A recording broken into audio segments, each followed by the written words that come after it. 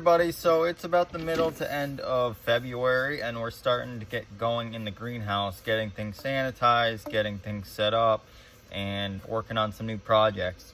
And something cool we're trying this year is we're doing a bunch of our own 10-inch hanging pots, flower pots, of all different kinds of cool different annuals for the spring. And what a lot of you probably know is that labor is really in high demand right now, and you can never really find enough of it, and it's quite expensive. So we're looking for new tools all the time just to make our lives, one, a little easier, more efficient, and save some more money over the long run. So why am I bringing that up? Well, we're in the greenhouse right now because we're setting up a new irrigation system for our new hanging pots that we're bringing in. These will be they're actually going to be a pre-finished pot, meaning that they have been started in a greenhouse from a company up in New Hampshire. They're potting the plugs, putting them in the pots, and then starting them, growing them for the first 3 to 4 weeks of their lifespan, where they're in return going to come here about the first week or second week of March. I'm going to finish them off, meaning I'm going to continue growing them. So what we decided to do this year is to save on hours and hours and hours of watering and fertilizing each pot. We decided to put up a drip irrigation system. And this is a little different than the drip irrigation you would see in the field setting. Same kind of concept, but different system.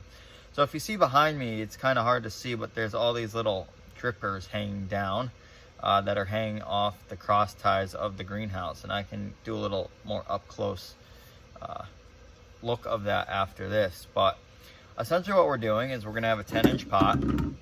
It's going to hang on I think they're 1 3/4 pipes that we have up there. We pulled them out of the high tunnel, brought them in here to repurpose. And they're going to hang there until they're ready. And the way they're going to be irrigated is with this. And this is what you see behind me. So this end sticks up into the header line, we're going to call it. And then this is the dripper. So there's a little hole in this right here that you can see. And then this up here is just a weight, so it can hold in the pot, and say if it gets windy or these are outside, it'll help keep that down in the pot and not fall out or blow away. So pretty simple system. How this works is that we have a 1-inch main line or header hose that sits right next to where the pot's going to lay, and these just plug into the header line like so. And we have them about every 2 feet right now. It'd probably be best to go every 3 feet, but we're a little crammed on space in the greenhouse, so we're going to make it work with what we have.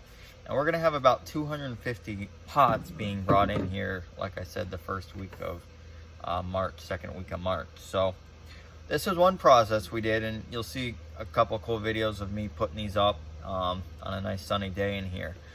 So this was one process of it. Now, we need water, right? So our two big things are irrigation and fertigation, it's called. And fertigation basically means fertilizing through water or through a drip system. So there's a couple ways we're going to do that. And one of them is through a dosatron injector, which you'll see right here. This is a system that's kind of just like a pump that works on the flow of water. It's got a little siphon down here. And what this does is this sits in a concentrated bucket of fertilizer, and then what this does is the water flows through one side, it comes through the pump, which is taking up the concentrated fertilizer and then pushing it out and diluting it to the designated parts per million or ratio that we want to be fertilizing at. And this can be adjusted to have many different parts per millions or ratios for whatever kind of crops you're growing. We do a lot of we use 20-10-20 as a fertilizer in the greenhouse for a lot of our starts, our vegetable starts. We'll be using a similar fertilizer for our flowers as well.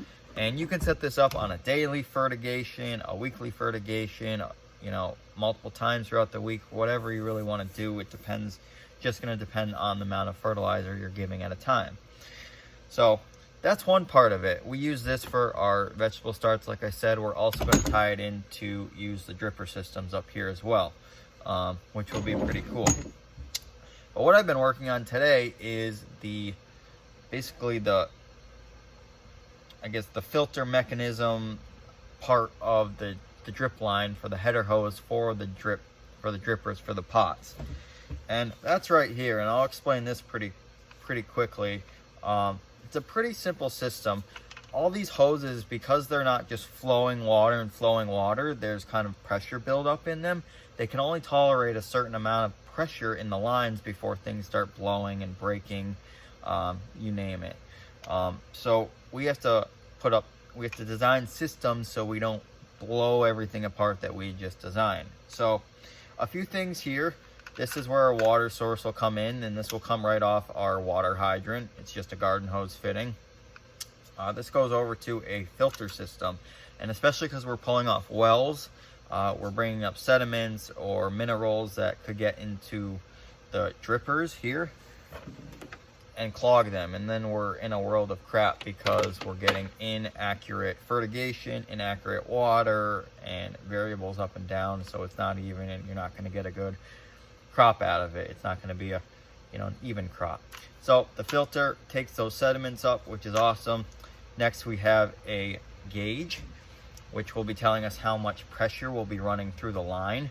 So say if our system's running 60 psi, we should be able to see that on this gauge. And then over here, this is the most important part. This is called a pressure reducer. So this is going to reduce the system down to 35 psi, which is what these drippers and the header line can tolerate without blowing. And that's what they want to run at. That's what they're most efficient at. And then at the end here, this is where our header hose meets our system. And so we'll see up there, we have a bunch of this white 1-inch pipe. And then this will go into there like that. And that's going to feed to all our systems, all our drippers in the greenhouse.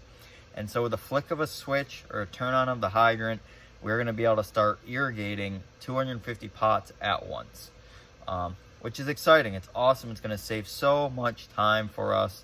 It's going to save so much labor and so much energy to give us time to do other important things, as well as grow a flourishing crop. So this is new to me. I've dealt with a lot of irrigation systems like this, but this is something new. So we're kind of going to be doing it one step at a time and kind of figuring out how it works one by one.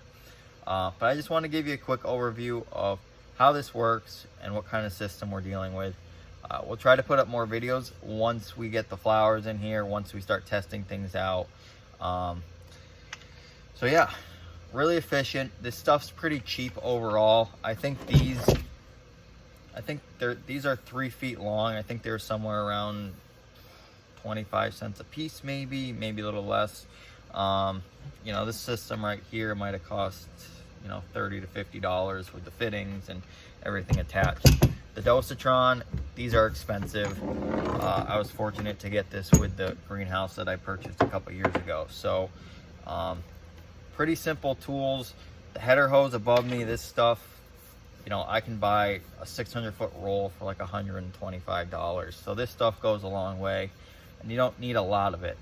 And the last thing, I don't have it right here, but 1-inch barb fittings to, kind of like you see right here, 1-inch barb fittings to attach these header hoses together to make the whole system come alive. So that's a little in and out of some greenhouse irrigation systems. If you have any questions, please let me know. If you have any advice on how these systems work, also please let me know. Like I said, I'm new to this, but I like working with this stuff. It's cool to see how it works and operates and saves time on my end. So worth the investment. Find a good dealer to work with that can help you get the system set up and operating how it needs to. Don't go out and try to find the answers yourself. There's salesmen, there's reps out there that want to help get these set up for you. Put a little change in their pocket, also really save a lot of change in your pocket. So it's worth it.